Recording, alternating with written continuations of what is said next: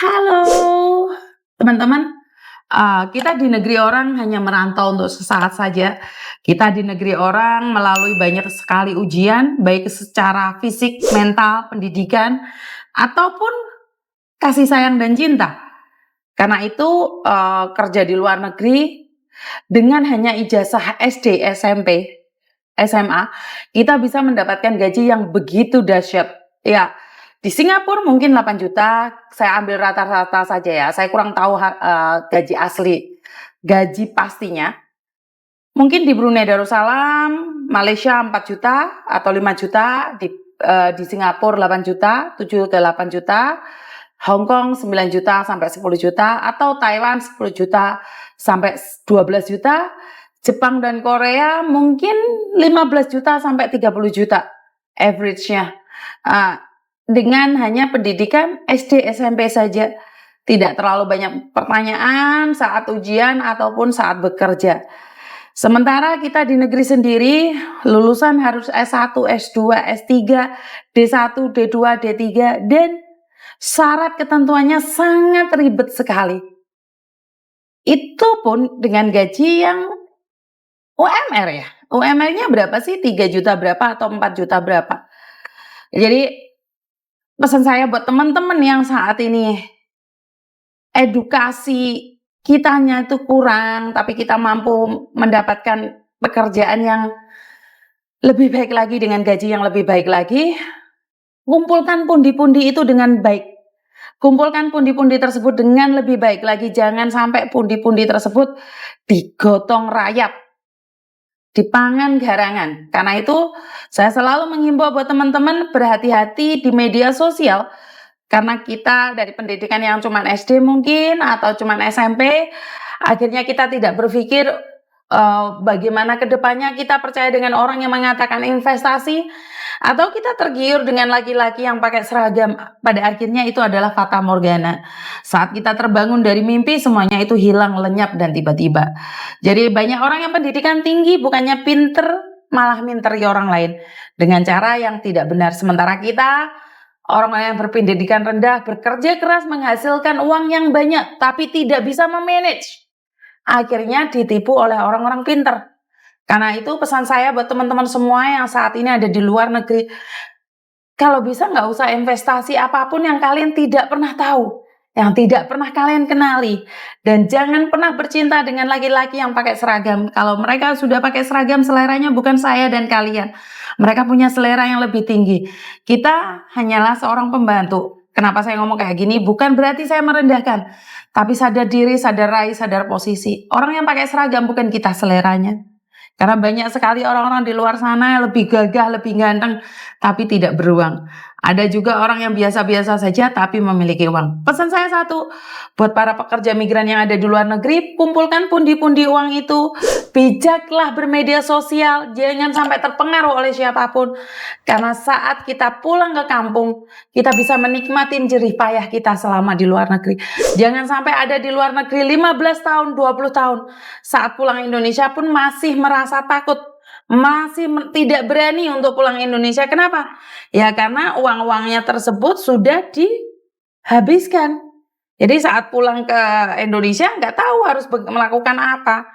Jadi ini pesan saya ya. Saya pribadi, walaupun saya punya keluarga ada di Hong Kong ataupun di Indonesia, saya tetap masih memegang teguh tradisi keluarga saya, di mana seenak-enak kerja di luar negeri masih enak di negeri sendiri. Dan termasuk suami saya dan anak-anak saya, pada akhirnya Thomas juga mengatakan bahwa dia ingin pulang ke Indonesia saat tua nanti.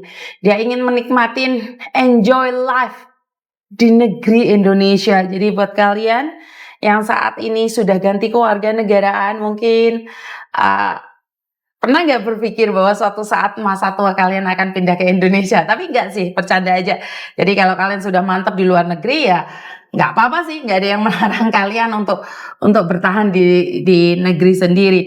Tapi karena mungkin saya ini orang desa, jadi tradisi kendesoan saya masih ada. Jadi kita masih ngeruat, sajen atau isajen, bukan sejenis untuk persembahan ya. Saya lebih mengatakan bahwa bersyukur pada keadaan dan alam. Jadi saya nggak tahu nih, persepsi seseorang kan beda-beda. Jadi dengan adanya tradisi-tradisi yang masih saya pegang, itu mungkin bagi kalian semua itu beda, beda tradisi, beda tempat, beda wilayah ya. Karena itu saya masih memegang teguh tradisi saya, baik secara Kejawen, ataupun secara Madura, ataupun secara Chinese.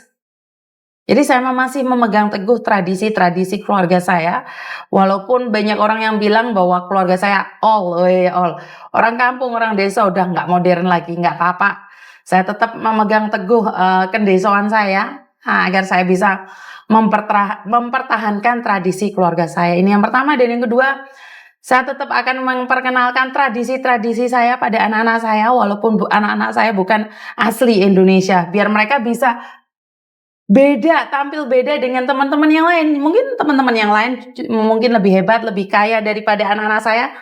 Tapi anak-anak saya masih memegang culture Indonesia yang begitu kuat. Jadi buat teman-teman yang saat ini merantau di luar negeri, kumpulkan pundi-pundi tersebut dan bawa pulang ke Indonesia. Nikmati di hari tua. Saya tidak ingin nih berangkat kere, pulang tetap kere. Saya tidak inginkan itu. Saya tidak inginkan kalian berangkat miskin, pulang masih tetap miskin. Saya tidak ingin kalian menjadi artis dadakan, di mana saat kalian ada di Indonesia, kalian bukan siapa-siapa, tapi saat ada di luar negeri, kalian menjadi artis yang sangat terkenal, artis yang sangat hebat, tapi saat pulang ke Indonesia, kalian tidak memiliki apa-apa. Jadi saya sarankan buat teman-teman yang ada di luar negeri, kumpulkan pundi-pundi dolar tersebut dan bawa, raih ke Indonesia, dan kita di Indonesia bisa menikmati di hari tua. Jangan sampai prinsip seseorang yang mengatakan bahwa berangkat kere pulang kere itu terjadi pada kita, terjadi pada sampean. Lah iya sampean, Mbak. Saya tidak ingin itu terjadi pada sampean. Kenapa? Biarkan orang lain ngomong, tapi bukan saya dan Anda serta kita. Jadi saya ingin kita tetap bisa menikmati di hari tua. Saya tidak ingin kalian sudah umur 50 tahun masih menanyakan apakah ada job buat orang yang umur 50 tahun. Saya ingin kalian saat sudah pulang Indonesia benar-benar bisa menikmati jerih payah kalian. Jangan semua ditok lehno ke anak-anak kalian. Itu semua buat kalian, nikmatin di hari tua. Masih ingat seperti yang saya selalu katakan, saya memiliki harta, saya cari harta bersama suami saya di masa muda untuk menyekolahkan anak-anak saya, memberikan kesenangan pada anak-anak saya. Tapi saya selalu tanamkan dua hal pada anak saya. Pertama, jika kalian masih sekolah, kalian adalah tanggung jawab kami. Tapi kedua, saat kalian sudah menikah, keluar dari kakak keluarga kami, kembalikan semua harta itu pada saya, karena saya ingin menikmatinya di hari tua. Nggak mungkin dong saya masih muda cari uang, terus saya sudah tua nih, kemenyakitan, pegelinu, rematik. Saya masih ngemis-ngemis sama Koko Thomas, kirimin uang aku dong, Meme, kasih uang aku dong. Enggak kan? Enggak kayak gitu kan? Otomatis kalau saya sudah tua, Koko Thomas sudah menikah, Meme sudah menikah, kalau mereka punya kehidupan yang bahagia dan lebih baik lagi, mereka akan kirim uang pada saya dengan hati nurani mereka. Tapi seandainya mereka harus berjuang untuk keluarga mereka, berjuang untuk anak-anak mereka, saya bisa menikmatin hasil muda saya. Saya bisa punya mobil sendiri, punya rumah sendiri. Jadi saya nggak perlu bertengkar dengan anak-anak saya. Kenapa anak-anak saya sudah tua nggak peduli sama saya? Seandainya dikasih umur yang pendek, harta ya saya akan saya bagikan pada yang mencintai saya, yang menyayangi saya. Jadi nggak saya wariskan pada siapa, enggak. Siapapun yang mencintai saya dengan tulus, menyayangi saya dengan tulus, maka mereka yang akan mendapatkan warisan saya. Jadi ini saya sudah tanamkan dari kecil ke anak-anak saya ya. Saya sudah tanamkan dari kecil ke anak-anak saya. Jadi suatu saat nih Koko Thomas punya pacar atau tunangan akhirnya menikah, atau suatu saat Meme punya pacar, tunangan dan menikah, mereka harus tahu konsekuensinya. Mereka harus paham konsekuensinya menjadi anak saya. Jadi buat teman-teman, ini prinsip hidup saya. Mungkin jika ini bagus, bisa dipakai buat kalian.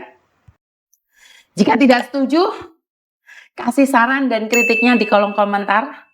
Saya kepingin tahu nih, menurut kalian seperti apa dan bagaimana. Itu aja dari saya, kurang lebihnya saya minta maaf dan wassalamualaikum warahmatullahi wabarakatuh. Berkat Tuhan mengalir atas hidup kita semua. Semoga semua makhluk hidup bahagia dan terima kasih. Bye-bye.